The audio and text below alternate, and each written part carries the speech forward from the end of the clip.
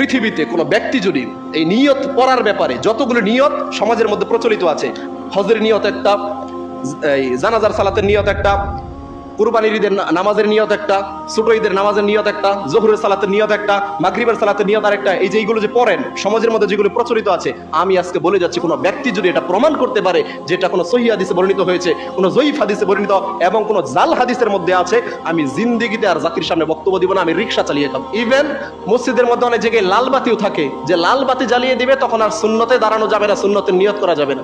কে শিক্ষা দিয়েছে আপনাকে এটা? কোন ধর্ম আপনাকে এই শিক্ষা দিয়েছে বা কোন শরীয়ত আপনাকে এই শিক্ষা দিয়েছে? আপনি বলেন যে এটা আমাদের সামাজিকতা, সামাজিক একটা প্রথা চলে এসেছে, আপনার সামাজিকতার উপর লাথি মারি আমি, এই সামাজিকতার উপর লাথি মারি। আপনি সেই সমাজ কায়েম করেন, সেই সমাজ আপনি বাস্তবায়ন করেন যেই সমাজ 1450 বছর আগে মুহাম্মদুর রাসূলুল্লাহ সাল্লাল্লাহু আলাইহি ওয়াসাল্লাম এই জমিনে বাস্তবায়ন করে গিয়েছেন। কে শিক্ষা দিয়েছে আপনাকে সামাজিকতা? সামাজিকতা সেখান থেকে আপনি নিন যেই সামাজিকতা রাসূল সাল্লাল্লাহু আলাইহি ওয়াসাল্লাম দুনিয়ার জীবনে বাস্তবায়ন করে গিয়েছেন। এজন্যই এই ভুল ভ্রান্তিগুলো আমাদেরকে এখনই শুধরে নিতে হবে, এখনই শুধরে নিতে হবে। যখন মসজিদে প্রবেশ করবেন আপনার বসার কোনো অনুমতি নেই, কোনো অনুমতি নেই আপনার মসজিদে বসার, কারণ মসজিদ কার ঘর বলেন তো? আল্লাহর ঘর। আল্লাহর ঘরে আপনি চাইলে এসে বসে যেতে পারবেন? বসতে পারবেন না। বসার আপনার সুযোগ আল্লাহ সুবহানাহু ওয়া তাআলা দিয়েছেন, সেটা কি? যে মসজিদে এসে যখন 2 রাকাত পড়বেন তখন আপনি অনুমতি পেয়ে গেলেন, তখন আপনি বসতে পারবেন, এর আগে আপনি বসতে পারবেন না। এই হাদিসগুলো তো স্পষ্ট যে মসজিদে যখনই প্রবেশ করবেন তখনই 2 রাকাত পড়তে হবে, এটা হচ্ছে মসজিদের হক। দুখুলুল মসজিদ বলার ক্ষেত্রে তো আমরা কখনো কৃপণতা করি না। হক যেটা আছে সেটা আমাদের উপর যত বাধা বিপত্তি আসুক আমরা বলেই যাব ইনশাআল্লাহ, কারণ হক আল্লাহর পক্ষ থেকে এসেছে এবং এই হক মানুষের কাছে পৌঁছে দিয়া এটা আল্লাহর পক্ষ থেকে আমাদের উপর দায়িত্ব এবং আমানত।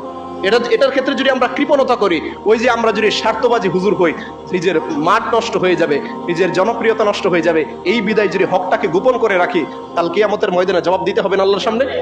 দিতে হবে। এজন্য হক বলার ক্ষেত্রে আমরা কখনো কৃপণতা করি না। এই যে যারা এখন এসেছেন, এখন আপনাদেরকে এক্সট্রা সুন্নতের জন্য সময় দেওয়া হবে, কিন্তু রাসূল সাল্লাল্লাহু আলাইহি ওয়াসাল্লামের জামানায় বা রাসূল সাল্লাল্লাহু আলাইহি ওয়াসাল্লামের সাহাবাদের অবস্থা কেমন ছিল? বরঞ্চ একজন সাহাবী রাসূল খুতবা দিচ্ছেন মিম্বারে দাঁড়িয়ে, এই হাদিসগুলো হয়তো আপনারা শুনেছেন, আপনাদের সমাজের ইমামরাও হয়তো বলে, কিন্তু অবস্থা কি? অবস্থা সে বাপদাদা করে এসেছে সেটাই করতেছেন। কেন? আল্লাহ নবী সাল্লাল্লাহু আলাইহি ওয়াসাল্লাম খুতবা দিচ্ছেন একদিন মিম্বারে দাঁড়িয়ে, দেখেন কত স্পষ্ট বিধান। তিনি খুতবা দিচ্ছেন, একজন সাহাবী মসজিদে প্রবেশ করে সরাসরি তিনি বসে গেলেন।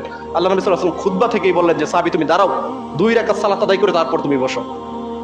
অথচ আমাদের অবস্থা কি? যখন খুতবা চলবে তখন আর সালাত আদায় করা যাবে না, তখন চুপচাপ বসে যেতে হবে, খুতবা শ্রবণ করতে হবে। ইমাম আবু হানিফা, যেই ইমামকে আপনারা সবচেয়ে বড় ইমাম হিসাবে মানেন, ইমামে আজম ইমাম আবু হানিফা, তার জীবনের যত কার্যক্রম আছে, তিনি যত আদর্শ এই জমিনে বাস্তবায়ন করে গিয়েছেন, এই সবকিছুর মূল ডেফিনেশন তিনি কি দিয়েছেন?